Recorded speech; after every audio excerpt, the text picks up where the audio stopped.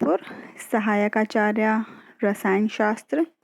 आज अपन देखते हैं ट्रांजिशन मेटल एलिमेंट्स के कुछ कैरेक्टरिस्टिक्स, जैसे कि उनके मेटेलिक प्रॉपर्टीज़ किस तरीके से अपन उनको डिफाइन कर सकते हैं। तो अपन देखते हैं धात्विक गुण। इनके धात्विक गुण जो होते हैं वो ऊष्मा और विद्युत के चालक होते हैं, जिसका कारण क्या है, इसमें अयुग्मित इलेक्ट्रॉन पाए जाते हैं, अनपेयर्ड इलेक्ट्रॉन पाए जाते हैं, जो कि विद्युत के चालन में आपको सहायता करते हैं। तो ये क्या होते हैं, ऊष्मा और विद्युत के चालक होते हैं। इसके बाद देखें तो ये कठोर, तन्य और आघात वर्धनीय होते हैं।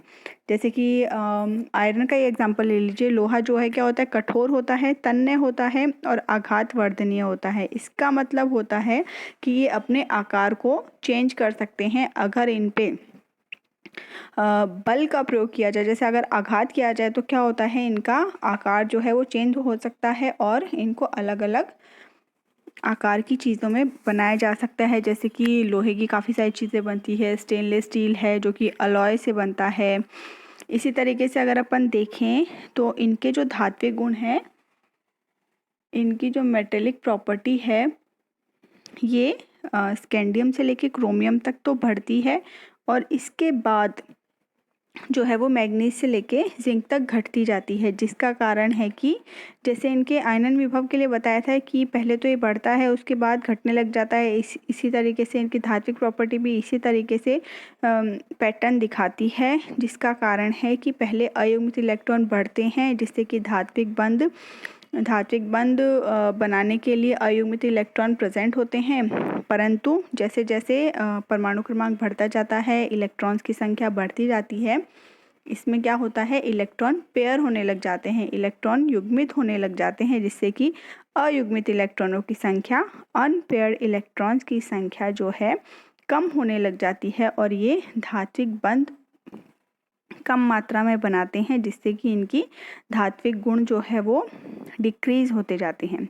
जैसे कि जिंक, कैडमियम और मरकरी बहुत ही मुलायम होते हैं। अगर आपने मरकरी देखी है तो मरकरी क्या होती है, जैसे अपने थर्मामीटर में मरकरी होती है, बिल्कुल ही लिक्विड, मतलब सेमी लिक्विड कहें या फिर सेमी सॉलिड कहें, तो इस तरीके का ये धातु होता है। तो जिंक, कैडमियम, मरकरी जो है वो काफ़ी मुलायम होती है और इनकी ये तो क्रिस्टलीय संरचना में आप आगे जाके पढ़ेंगे कि किस तरीके की इनकी क्रिस्टलीय संरचना होती है। सॉलिड स्टेट अपने एक टॉपिक है जिसके अंदर की इनकी क्रिस्टल स्ट्रक्चर के बारे में अपन बात करेंगे और इनकी समन्वय संख्या भी वहीं आएगी, जिनकी समन्वय संख्या जनरली होती है 12।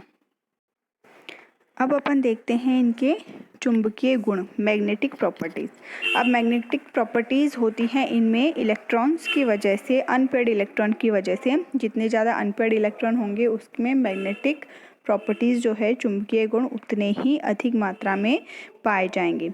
तो इलेक्ट्रॉन जो होता है वो दो तरीके की गति करता है, दो तरीके की उसकी वेलोसिटी होती है। एक होती है कक्षीय गति, जिसे बोलते हैं ऑर्बिटल मैग्नेटिक मोमेंट, और दूसरी होती है चक्रण गति यानी स्पिन मैग्नेटिक मोमेंट। तो एक इलेक्ट्रॉन जो है वो दो तरीके की गति करता है, ऑर्बिटल मोमेंट और स्पिन मोमेंट।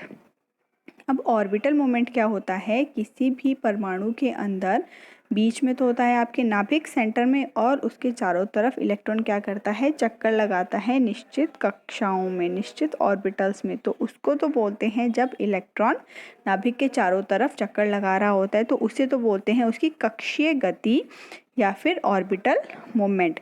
लेकिन प्रत्येक इलेक्ट्रॉन क्या करता है, अपनी अक्ष पर भी चक्कर लगाता है, जिसे बोलते हैं स्पिन मोमेंट या फिर चक्रण गति। ठीक है, तो कोई भी इलेक्ट्रॉन है वो दो तरीके की गति दिखाता है। एक होता है कक्षीय गति जो नाभिक के चारों तरफ कक्षाओं में करता है, और दूसरी होती है चक्रण गति जो कि स्वयं की अक्ष पर ही गति करता है। जैसे पृथ्वी गति करती है, सूरज के चारों तरफ भी गति करती है और अपनी धुरी पर भी चक्कर लगाती है। ठीक है, जिससे अपनी धुरी पर चक्कर लगाने से तो क्या होता है, दिन रात बनते हैं, और सूर्य की चारों तरफ चक्कर लगाने से क्या होते हैं, अलग अलग मौसम होते हैं और ये पूरा साल बनता है अपना। इसी तरीके से इलेक्ट्रॉन भी क्या होता है, पृथ्वी की तरह ही नाभिक के चारों तरफ भी चक्कर लगाता है और खुद की धुरी पर भी चक्कर लगाता है। ठीक है, तो इलेक्ट्रॉन दो तरीके की गति प्रदर्शित करता है। इन दोनों के कारण क्या होता है, प्रत्येक परमाणु जो है एक छोटे चुंबक की भांति व्यवहार करते हैं। इन दोनों गतियों की वजह से इन दोनों गतियों की वजह से प्रत्येक परमाणु जो है छोटे चुंबक की तरह व्यवहार करते हैं, जिसमें कि अलग अलग प्रॉपर्टीज़ होती हैं। इनकी मैग्नेटिक प्रॉपर्टीज़ मेन अपने हैं प्रतिचुंबकीय, अनुचुंबकीय और लोह चुंबकीय। और भी कई तरीके की होती है, प्रतिलोह चुंबकीय भी होता है इसमें, लेकिन अपने कोर्स में 3 ही दिया हुआ है, प्रतिचुंबकीय, अनुचुंबकीय और लोह चुंबकीय, डायामैग्नेटिक, पैरामैग्नेटिक और फेरोमैग्नेटिक। तो सबसे पहले अपन देखते हैं डायामैग्नेटिक या फिर प्रतिचुंबकीय प्रकृति किस तरीके से, किस कारण से होती है। ठीक है, तो इसके अंदर है पहला चुंबक द्वारा, प्रतिचुंबकीय नाम से ही पता चल रहा है डायमैग्नेटिक कि चुंबक इसका क्या करेगा, प्रतिकर्षण करेगा, या फिर चुंबकीय बल रेखाओं को ये क्या करेगा, प्रतिकर्षित करेगा। अगर किसी चुंबक के बीच N और S पोल हैं किसी भी चुंबक के, उसके बीच में अगर प्रतिचुंबकीय पदार्थ को अगर अपन रखते हैं तो क्या करेगा, चुंबकीय बल रेखाओं को प्रतिकर्षित करेगा, जिसका कारण क्या है कि इसमें अयुग्मित इलेक्ट्रॉन उपस्थित नहीं होते हैं। इसके अंदर क्या होता है, युग्मित इलेक्ट्रॉन उपस्थित होते हैं। तो युग्मित इलेक्ट्रॉन उपस्थित होने की वजह से क्या होगा, इसकी जो चक्रण गति होगी, यानी कि इलेक्ट्रॉन की जो चक्रण गति होगी वो +½ भी होगी और -½ भी होगी, और ये दोनों क्या कर देंगे, एक दूसरे को कैंसिल कर देंगे। ठीक है, तो चक्रण आघूर्ण क्या होगा, एक दूसरे की गतियों को नष्ट कर देगा, जिससे क्या होगा, इसमें प्रतिचुंबकत्व का गुण आ जाएगा। और अगर इसके प्रतिचुंबकीय पदार्थ से बनी हुई किसी छड़ को अपन N और S पोल के बीच में रखते हैं चुंबक के, तो क्या होगी, दोनों